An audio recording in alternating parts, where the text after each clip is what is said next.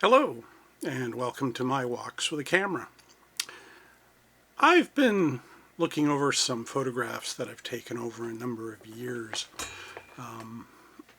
just to review my progress as a photographer, and also to just sort of look at the different genres that I've shot in.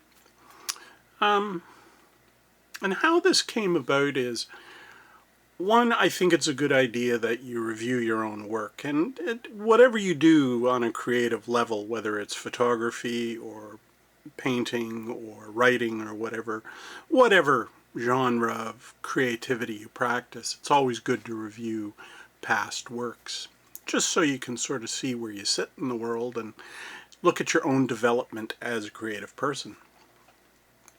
The second reason I was doing that is I got thinking of a question I was asked last year at 1812 historic reenactment, the Battle of Stony Creek. You see, how I got into photography was I've been a reenactor for the last 45 years. When I hit year 30, I had to reinvent the hobby for myself, because whereas I enjoyed it and I enjoyed the social aspect, I enjoyed the friends I met and the friends I had, it was getting a little dull. So my wife at the time had a camera, and it was a basic entry-level Nikon D3000, and she said, take it and go take some photographs. And I got hooked. So when I look at these photographs, they're shot with different cameras. Some of them are shot with different cameras, all Nikon. And the only reason I shoot with Nikon is, well, my wife had a Nikon, so I bought a Nikon. Though I could have easily gone with a Canon or anything else. But reviewing these helped to sort of analyze that question I got asked: what type of photographer are you? And I think properly the question should have been asked is, what type of genre of photography do you practice? Well, I've never viewed myself as a particular type of photographer or practicing a particular genre of photography, whether it's portraiture, landscape, or event photography, street photography, whatever. I simply enjoy photography. And so I've done a little bit of everything. And for me, that is the essence of it. Now, for the types, most of it is landscapes. But as I said, I enjoy all the genres of photography, because it isn't the equipment you use, it isn't the camera you use, it's how you develop your eye and your brain to look at the world, how you perceive light and color or black and white. And it doesn't matter the camera you use. Now, I currently use a Nikon Z8, very good piece of kit. I definitely enjoy it. My first camera that I used was a Nikon D3000 with a couple of basic kit lenses, entry level, but the gear doesn't matter, because some of the best photographs I've taken were with my D3000. In fact, in 2017, this is the photograph I took using my D3000, long exposure of a waterfall in Hamilton. Other photographs I've taken for a number of years, I shot with a Nikon D7100, brilliant piece of kit, until it developed some sensor issues. And then I moved over to mirrorless, and from mirrorless I went to mirrorless full frame with my Z5, and then evolved up to Z8. Some of the most brilliant photographs I've taken are with my cell phone, and never dismiss it. Cell phones the technology is getting very, very good. So now when I look at the gear that I've got, and I don't have a lot of gear, and this leads me to the other part of this discussion. There's a photographic trap that you can fall into, and I would strongly advise against it, but be aware of it. And that's this. You can look at the photographs I take or what other professional photographers take, and you can say, ooh, what camera do they use? Well, Z8. Oh, in order to shoot like Mike, I have to buy a Z8. Well, no, you don't. Don't fall into that trap, because acquiring more gear is not going to make you better as a photographer. What you have to look at and what you have to develop is your eye and your brain. And Ansel Adams said it best when he said the most important aspect of a photograph is the 12 inches behind the camera. Because it's what you see. Until you see that composition, until you bring the camera up to take it, a camera is nothing more than a tool that you use. And until you use it, it's really nothing but a glorified paperweight that will collect dust. So it doesn't matter what you're shooting with, whether it's your phone or with a basic entry-level camera of whatever manufacturer, Nikon, Canon, you know. I would advise you to be very cautious when you look at getting into photography. The other thing it boils down to is the types of lenses that you're going to use. Now, I've run into people who purchase lenses ad nauseum, the vast majority of which will simply end up sitting on a shelf and may be used once or twice. Now, my main go-to lens, and it's been my main go-to lens for quite a while now, is this 24 to 200 mil Nikon lens, which is a Z mount, so it fits all my mirrorless cameras. This is a very good grinder's lens, to use a hockey term. It is not one of their S lenses, so it isn't the top of the line, but this is what I shoot the majority of my photographs with. Now, I have two other lenses. One is a 14 to 30 mil wide angle lens, which I just got this year, and I've been using it. And the other lens I've got is a macro lens, a 105 millimeter lens, and I've shot a couple of videos showcasing it. But here's the thing. I can use my macro lens to shoot portraits, landscapes, street photography, or macro photography. It's really a good ambidextrous lens.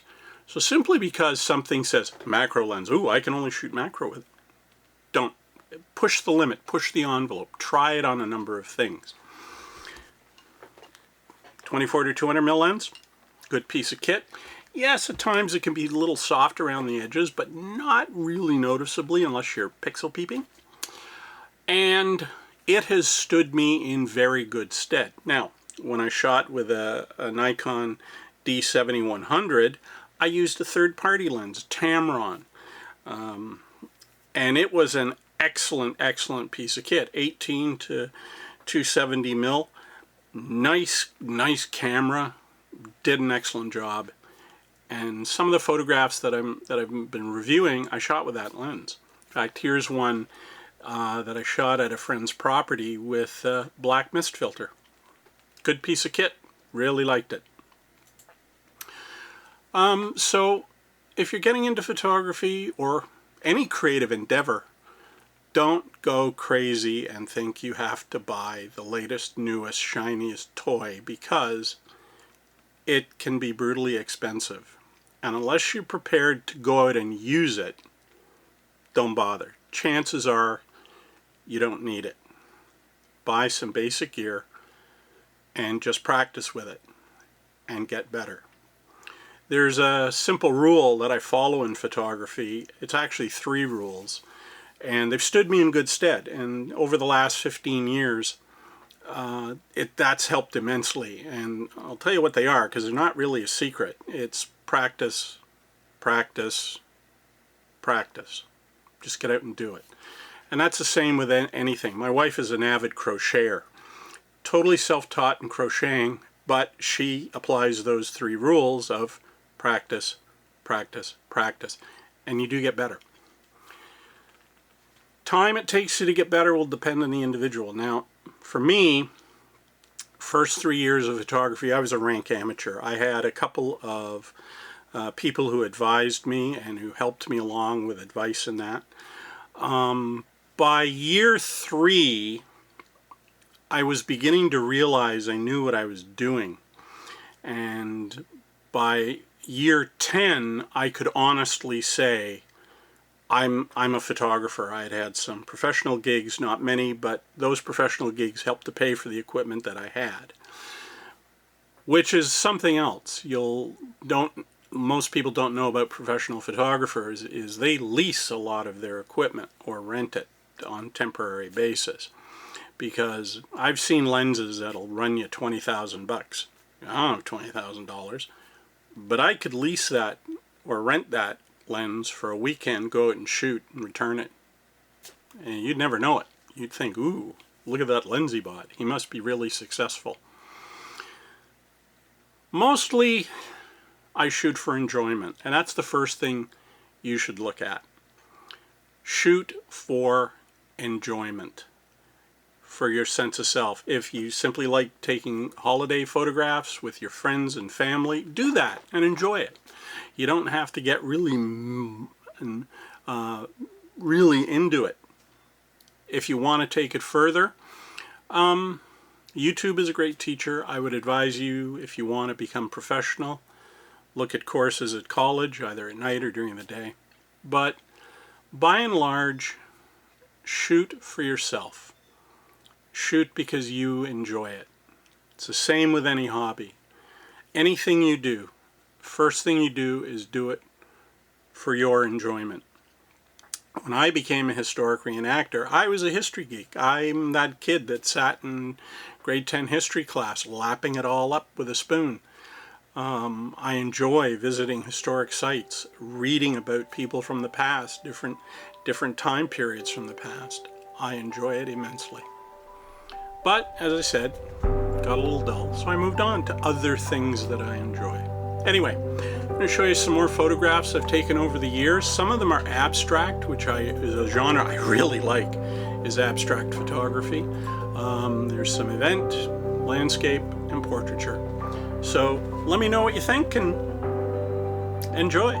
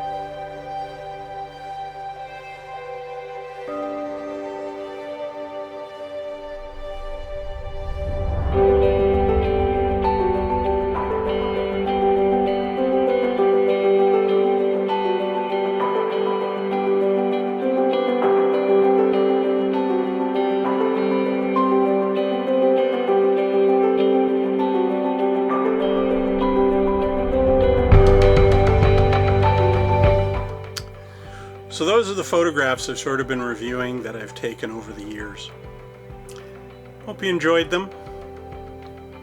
Whatever you do for creativity, whether it's just simply going out and hunting for interesting places, or if it's anything that you enjoy doing from a creative side, just remember, always look at it in terms of your enjoyment and what benefits it brings to you and how it makes you happy. And that's the thing, as long as it makes you happy and is fun, it's all good. And it doesn't have to be photography, it can literally be anything. Just remember, in your own walking around, finding things that you enjoy, just keep walking with a camera. Until next time, cheers.